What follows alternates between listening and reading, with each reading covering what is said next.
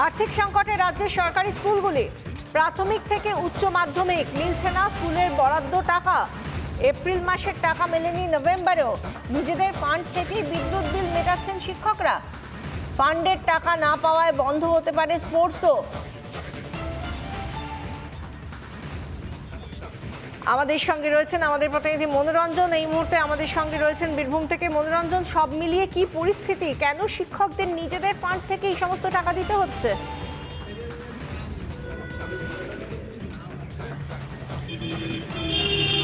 দেখো বিশাখা, সত্যি এটা খুবই আশ্চর্যজনক একটা বিষয়। শিক্ষা দপ্তর স্কুল, প্রাথমিক স্কুল সরকারি, সেখানে কম্পোজিট ফান্ডের টাকা মিলছে না। এটা সত্যি খুব অসুবিধার মধ্যে পড়ছেন শিক্ষক শিক্ষিকারা। এমনটাই কিন্তু তারা বলছেন, তাদের নিজের পকেট থেকে টাকা দিতে হচ্ছে। যে টাকা এপ্রিল মাসে দেওয়ার কথা সেই টাকা এখনো পর্যন্ত পাওয়া যায়নি। আর তার ফলে চক ডাস্টার থেকে বিদ্যুতের বিল সব ক্ষেত্রে সমস্যা হচ্ছে।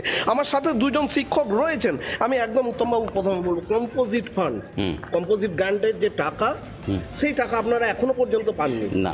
কি কি অসুবিধার সম্মুখীন হতে হচ্ছে? অসুবিধা হচ্ছে, প্রথমত হচ্ছে আমাদের স্কুলে কম্পোজিট গ্রান্টের যেটা ফান্ডটা ব্যবহার হয়, স্কুলের চক ডাস্টার, স্কুলের ইলেকট্রিক বিল, মূল্যায়নপত্র, যে মূল্যায়নপত্রগুলো সেগুলো কেনা হয় বা তৈরি করা হয়, প্রিন্ট করা হয়।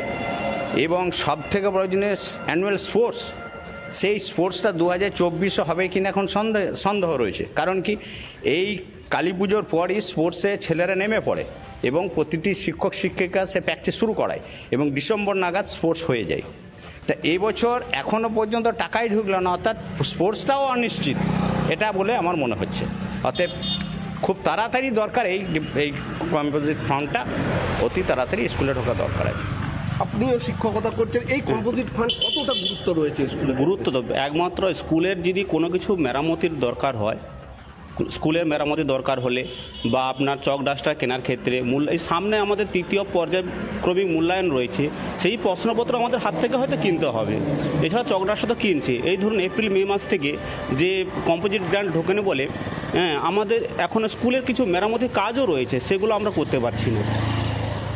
দেখো বিশাখা, যেটা সব থেকে গুরুত্বপূর্ণ, যে বলছে যে পরীক্ষা রয়েছে এবং এই পরীক্ষার প্রশ্নপত্র কিভাবে চাপানো হবে সেটাই কিন্তু শিক্ষকরা বুঝতে পারছেন না। তার মানে কি, তাহলে ছাত্রছাত্রীদের ভবিষ্যৎটা কোথায়? কারণ যদি পরীক্ষা না নেওয়া যায় তাহলে একটা মূল্যায়ন, এত আশঙ্কা, তারা কি জেলা শিক্ষা দপ্তরে জানিয়েছেন?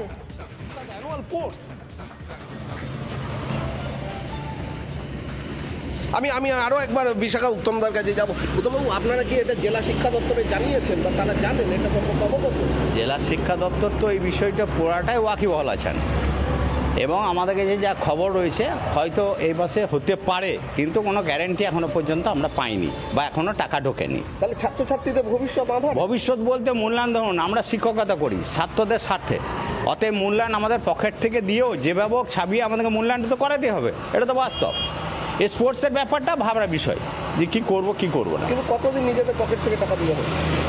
এখন তো কিছু করার নেই, কারণ ছাত্রদের স্বার্থে আমাদের নিজের পকেট থেকে হোক যেভাবে হোক ধার করে হোক কাজটা করতে হবে, এটা হচ্ছে পরিষ্কার কথা।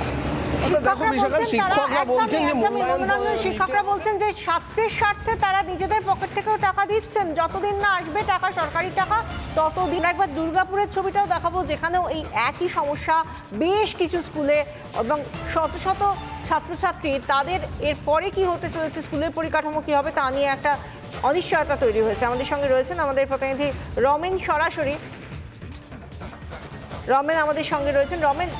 রমেন আমাদের জানাবেন যে এই মুহূর্তে দুর্গাপুরের কি পরিস্থিতি স্কুলগুলোর। রমেন,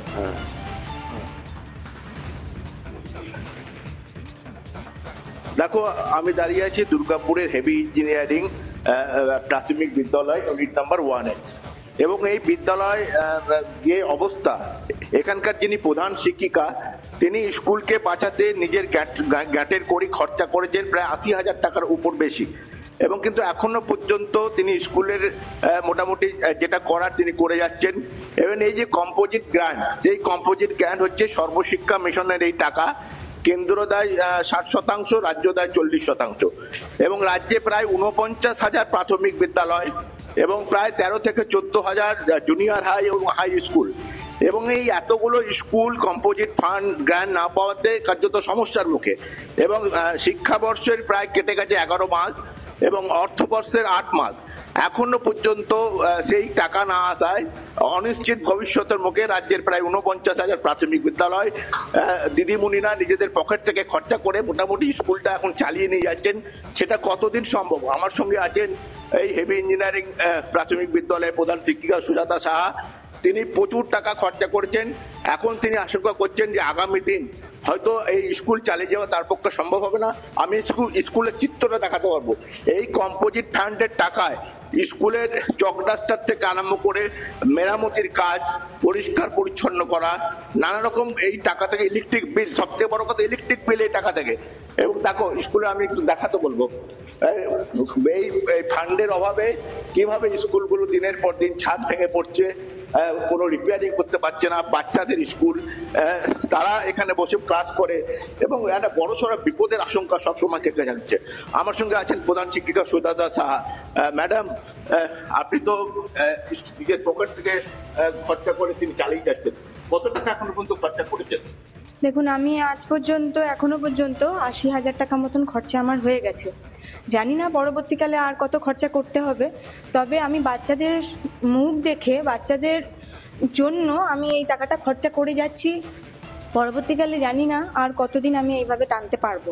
তবে সরকারের কাছে আমার আবেদন যে সরকার একটু মানবিক হয়ে যদি এই কম্পোজিট গ্র্যান্টটা আমাদের দিয়ে দেন, কোনোভাবে আর কি গ্র্যান্ট করেন, তাহলে আমাদের অন্তত এই স্কুল চালাতে অসুবিধাটা আমাদের হয় কোনোভাবেই হয় না। কারণ আমরা যেভাবে স্কুল চালাই জানে সবাই, আমাদের প্রাথমিক শিক্ষকদের মিড ডে মিলের অবস্থা বা আমাদের এই যে দেখতেই পাচ্ছেন আপনারা যে ঘরের অবস্থা, বিশেষ করে কারেন্টের বিল, আমাদের প্রচুর পরিমাণে কারেন্টের বিল আছে। এত বড় স্কুল একটা, যেখানে কারেন্ট তো লাগবেই। তারপরে পরিষ্কার পরিচ্ছন্নতা, এই ছোটোখাটো আজকে এইটা খারাপ হচ্ছে, কালকে ওইটা খারাপ হচ্ছে, চক ডাস্টার, মানে ছোটোখাটো যা লাগে সব আমরা ওই গ্র্যান্ট থেকেই করি। কিন্তু এই বছরে এই গ্র্যান্ট না আসার জন্য আমরা খুব বিপদের মুখে পড়েছি।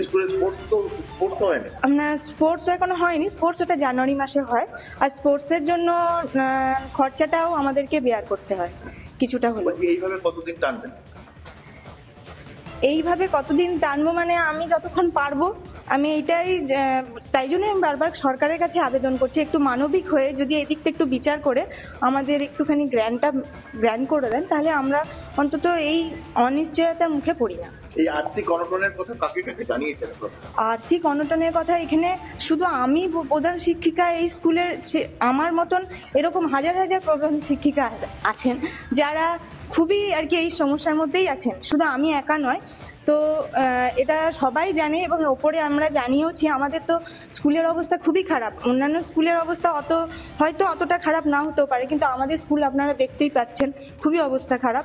তো আমরা এটার জন্য অনেকবারই বলেছি, আমি আসার আগে যারা ছিলেন তারাও অনেকবার জানিয়েছেন এই কথা, লিখিত জানিয়েছেন, কিন্তু কোনো আজ পর্যন্ত ব্যবস্থা হয়নি। মানে ধরুন নভেম্বর মাস, শিক্ষাবর্ষের 1 মাস বাকি, এর মধ্যে যদি টাকা না ঢোকে, আপনি যে পয়সা দিয়ে স্কুল চালিয়েছেন সেটা কি হবে? সেটা নিয়ে কি ভাবছেন? মানে এটা আদৌ কি সব পাবেন? আমি এটা আশাও করি না, মানে পাবো কিনা সেটা জানি না। আমি বাচ্চাদের মুখ দেখে এটা করেছি। এরপরে যদি আরও খরচা করতে হয় তখন এবারে সরকারকে একটু ভাবনা চিন্তা করতে হবে। এরপরে আমি আর পারবো না, মানে এটা আমি বুঝে গেছি। মানে এতদিন করে করছি, মানে আমি এসেছি জুন মাস থেকে আজকে হলো নভেম্বর মাস। আমি প্রধান শিক্ষিকা হয়ে জুন মাসে এসেছি। 5 মাস ধরে আমি একইভাবে চালিয়ে যাচ্ছি। এরপরে কতদিন টানতে পারবো আমি বলছি। প্রধান শিক্ষিকা তিনি দুর্গাপুরের এই স্কুলের হতশ্রী যে স্কুলের অবস্থা, সেই স্কুলকে কিছুটা হলেও দাঁড় করানোর চেষ্টা করছেন, কিন্তু আদতে তিনি শিশুদের মুখ দেখে যেটা করছেন, সরকার কি শিশুদের মুখটা দেখতে পাবে? আদৌ কি তাদের জন্য কিছু করতে চায়? এই নিয়ে প্রশ্ন যখন উঠছে। নানা ধরনের কন্টেন্ট দেখার জন্য লাইক করুন, শেয়ার করুন আমাদের ফেসবুক পেজ, সাবস্ক্রাইব করুন আমাদের ইউটিউব চ্যানেল। পাশাপাশি অন্যান্য ব্রেকিং নিউজের জন্য অবশ্যই চোখ রাখুন রিপাবলিক বাংলায়।